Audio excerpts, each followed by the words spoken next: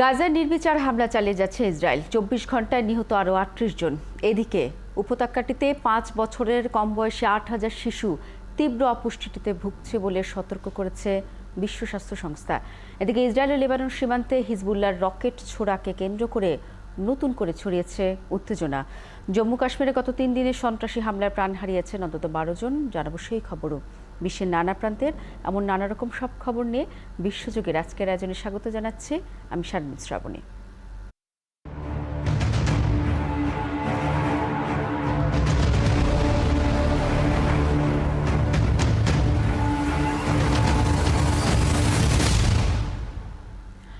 ৮ মাস ধরে দখলদার ইসরায়েলের হামলায় বিপর্যস্ত গাজা উপত্যকায় ৫ বছরের কম বয়সী অন্তত ৮,০০০ শিশু চরম অপুষ্টিতে ভুগছে বলে জানিয়েছে বিশ্ব স্বাস্থ্য সংস্থা।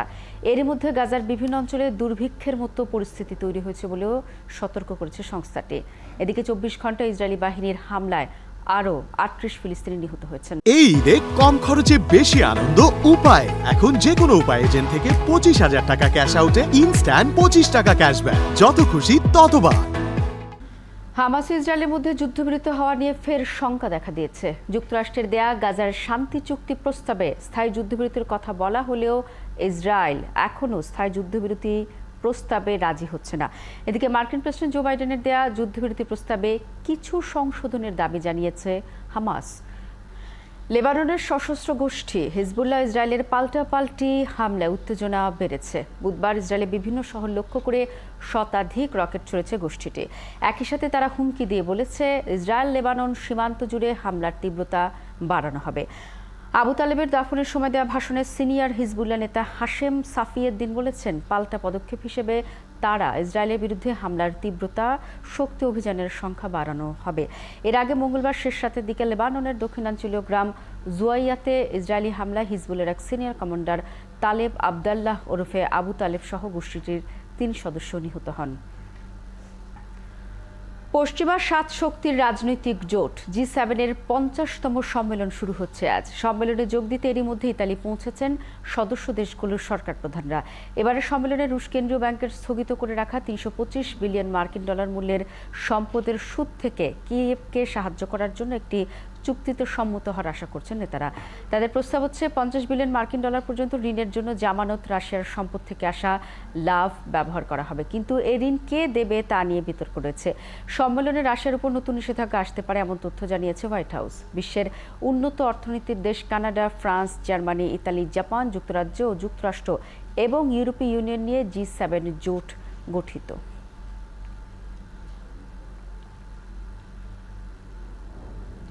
তৃতীয়বারের মতো ভারতের প্রধানমন্ত্রী হিসেবে দায়িত্ব নেওয়ার পর প্রথম বিদেশ সফরে ইতালি যাচ্ছেন নরেন্দ্র মোদী। জি7 সম্মেলনে যোগ দেওয়ার আমন্ত্রণ পেয়ে বৃহস্পতিবার ২৪ ঘন্টার সফরে মোদী ইতালি যাচ্ছেন। দেশটির প্রধানমন্ত্রী জর্জিয়া মেলোনির সঙ্গেও দ্বিপাক্ষিক বৈঠকে বসবেন মোদী।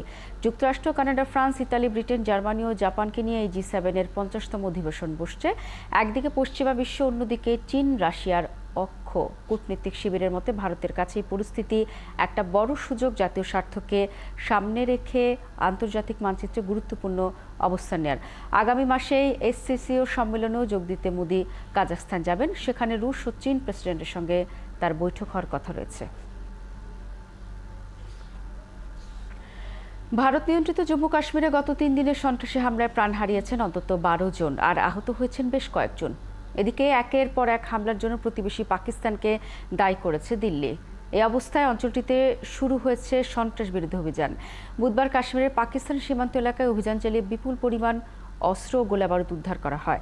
অত্যাধুনিক অস্ত্রের পাশাপাশি অস্ত্রধারীদের গোপন আস্তানার সন্ধান পায় নিরাপত্তা বাহিনী।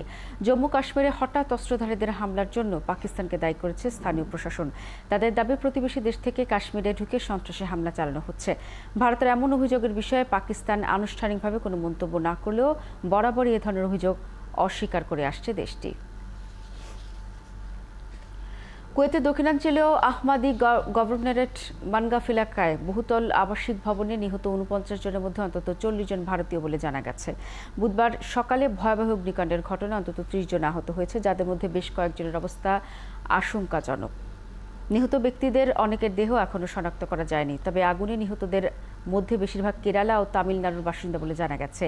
কেরালার মুখ্যমন্ত্রী পিনারাই বিজয়ন বুধবার ভারতের পররাষ্ট্রমন্ত্রী এস জয়শঙ্করকে একটি চিঠি লিখে কুয়েতে অগ্নিকাণ্ডের ঘটনায় কেন্দ্রের হস্তক্ষেপের দাবি জানিয়েছেন। নির্মাণ সংস্থা এনবিটিসি গ্রুপ 195 জনেরও বেশি শ্রমিককে থাকার জন্য বহুতল ভবনটি ভাড়া দিয়েছিল।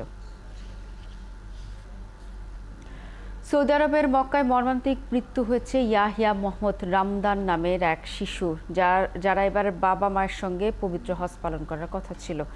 মধ্যপ্রাচ্যভিত্তিক ইংরেজি সংবাদ মাধ্যম গালফ নিউজ বুধবার এক প্রতিবেদনের তথ্য জানিয়েছে। এতে বলা হয়েছে, মক্কার একটি ভবনের ছাদ থেকে পড়ে ইয়াহিয়ার মর্মান্তিক মৃত্যু হয়। তবে মধ্যপ্রাচ্যের কিছু সংবাদ মাধ্যম জানিয়েছে, অতিরিক্ত গরমে হিটস্ট্রোকে হয়ে ইয়াহিয়ার মৃত্যু হয়েছে। ইয়াহিয়া মিশরের নাগরিক, তবে কাজের সুবাদে তার বাবা সৌদিতে থাকতেন। সামাজিক যোগাযোগ মাধ্যম ফেসবুকে কয়েকদিন আগে ইয়াহিয়ার একটি ছবি প্রকাশ করে তার মা। এই ছবিটি পরবর্তীতে ভাইরাল হয়। কয়েকদিনের টানা বৃষ্টিতে যুক্তরাষ্ট্রের ফ্লোরিডা অঙ্গরাজ্যে দেখা দিয়েছে বন্যা ও জলাবদ্ধতা। বন্যার পানিতে তলিয়ে গেছে রাস্তাঘাট ও ঘরবাড়ি। এই পরিস্থিতিতে বন্যার সতর্কতা জারি করা হয়েছে। এছাড়া তীব্র ঝড়ের কারণে মিয়ামি আন্তর্জাতিক বিমানবন্দরের বাতিল করা হয়েছে বেশ কয়েকটি ফ্লাইট। বিশেষ করে এর মধ্য এবং দক্ষিণাঞ্চলের পরিস্থিতি সবচেয়ে ভয়াবহ। স্থানীয় সময় বুধবার বিকেল থেকে মিয়ামি, ডেড, ব্রওয়ার্ড ও কোলিয়ার কাউন্টির বিভিন্ন এলাকায় আকস্মিক বন্যার সতর্কতা জারি করা হয়েছে। যুক্তরাষ্ট্র দপ্তর জানিয়েছে, আগামী কয়েকদিন ধরে ফ্লোরিডার উপকূলীয় এলাকায় ভারী বৃষ্টি অব্যাহত থাকতে পারে। মেক্সিকোর পূর্ব উপসাগরে নিম্নচাপের কারণে ভারী বৃষ্টি হচ্ছে বলে জানিয়েছে আবহাওয়া অফিস। আফ্রিকার কঙ্গো প্রজাতন্ত্রের মাই এনডম্বো প্রদেশে নৌকাডুবির ঘটনায় 80 জনের বেশি যাত্রী নিহত হয়েছেন। বুধবার প্রদেশের কোয়া নদীতে নৌকাডুবির ঘটনা ঘটেছে বলে দেশটির প্রেসিডেন্ট জানিয়েছেন। সামাজিক যোগাযোগ মাধ্যম দিয়ে এক বার্তায় প্রেসিডেন্টের কার্যালয় বলছে, কঙ্গো প্রজাতন্ত্রের প্রেসিডেন্ট এই দুর্ভাগ্যজনক ঘটনার প্রকৃত কারণ অনুসন্ধানের নির্দেশ দিয়েছেন। একই সঙ্গে যাতে ভবিষ্যতে এই ধরনের বিপর্যয় আবার না ঘটে সেই বিষয়ে পদক্ষেপ নেওয়ার পরামর্শ দিয়েছেন তিনি। বিবৃতিতে আরও বলা হয়, স্থানীয়ভাবে তৈরি করা নৌকাটি মাই এনডেম্বো প্রদেশে ডুবে যায়। নৌকাটিতে শতাধিক যাত্রী ছিল। আর্জেন্টিনার প্রেসিডেন্ট হাভিয়ার মিলের প্রস্তাবিত অর্থনৈতিক সংস্কারের প্রতিবাদে উত্তাল হয়ে উঠেছে দেশটি। স্থানীয় সময় বুধবার রাজধানী বুয়েন্স আয়ার্সের রাজপথে বিক্ষোভ ছড়িয়ে পড়ে। নিরাপত্তা বাহিনীর সদস্য আর বিক্ষোভকারীদের মধ্যে সংঘর্ষ হচ্ছে। অন্তত 10 জনকে আটক করা হয়েছে। আহত হয়েছেন 9 জন পুলিশ। বিক্ষোভ দমাতে কয়েকশো নিরাপত্তা কর্মী কাঁদানে গ্যাস ও পেপার স্প্রে ছুড়েছেন। ব্যবহার করা হয়েছে জলকামান। সংস্কার প্রস্তাব নিয়ে কংগ্রেসে বিতর্ক চলার সময় বাইরে বিক্ষোভ ছড়িয়ে পড়ে। এ সময় কংগ্রেস ভবনের বাইরে 2টি গাড়িতে আগুন দেন বিক্ষোভকারীরা বেড়া টপকে সেখানে ঢোকার চেষ্টা করলে সহিংসতা ছড়িয়ে পড়ে।